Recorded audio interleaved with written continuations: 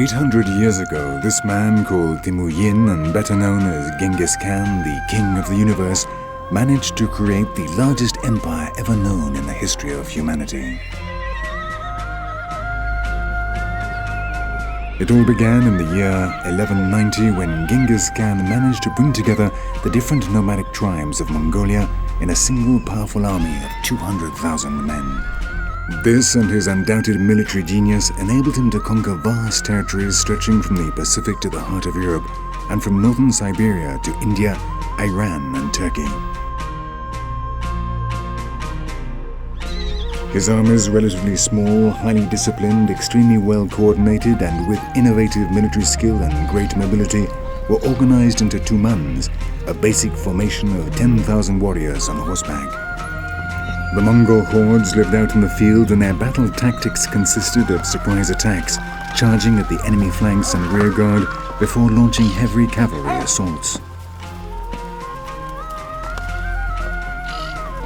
With the end of the Khan dynasty, a series of civil wars threw the country into confusion until in 1578 Buddhism was established as the form of government under the leadership of Altan Khaan. 2 centuries later, Mongolia came under Chinese control until 1924, when, with the creation of the Soviet bloc, the country converted to communism and became a satellite of the USSR.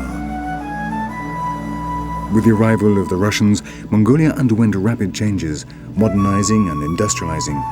Buildings, bridges, roads, railway lines, factories and schools were constructed. And the nomads looked on in astonishment as virtually overnight, their country was transformed from a primitive feudal society to the progress of the 20th century.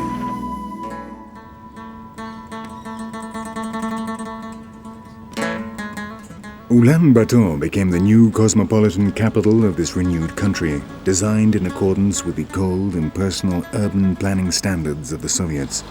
The result is an atmosphere which gives the visitor the impression of having landed in a lost remote city in Siberia.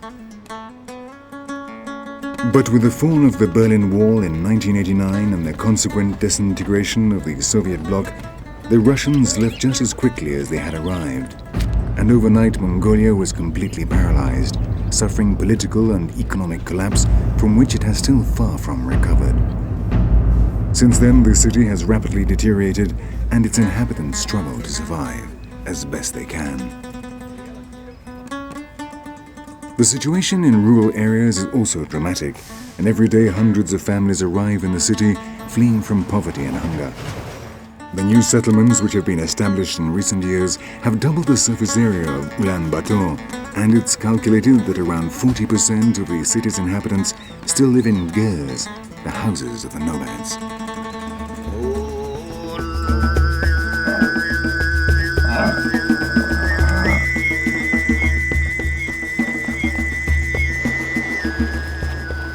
But in any case, and despite the great empires, invasions, civil wars and political and social experiments, in the interior of the country few things have changed since the time of Genghis Khan.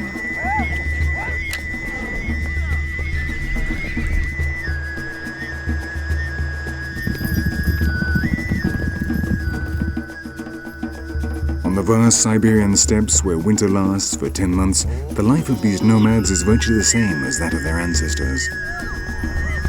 The horse is still their means of transport, and they continue to live by cattle rearing and hunting.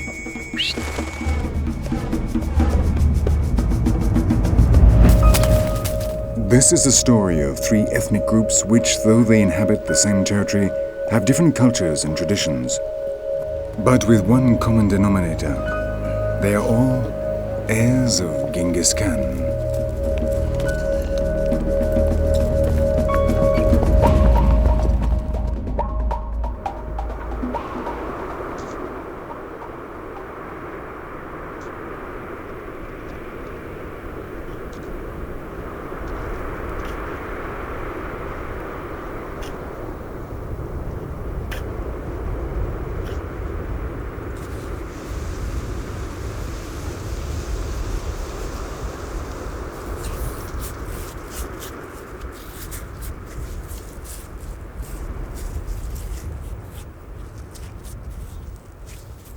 What this man has just found are dinosaur bones.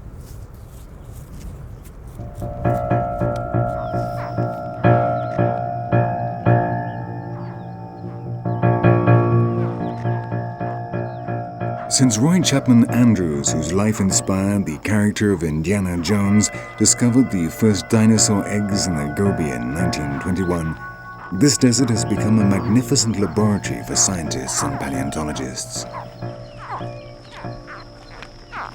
With their excavations, they have been able to find answers to many questions, establishing, for example, that the dinosaurs disappeared from the Gobi as a result of avalanches and sandstorms at least 16 million years ago.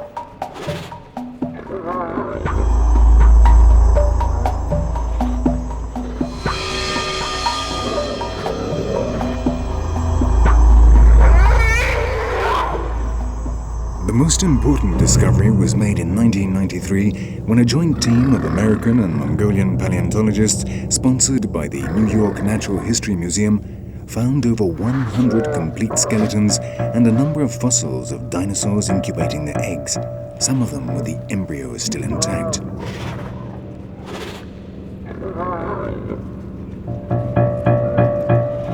And though the majority of these finds are now on display in the major museums of the West, the Ulaanbaatar Natural History Museum is a magnificent place to find out more about these animals that lived on Earth 250 million years ago.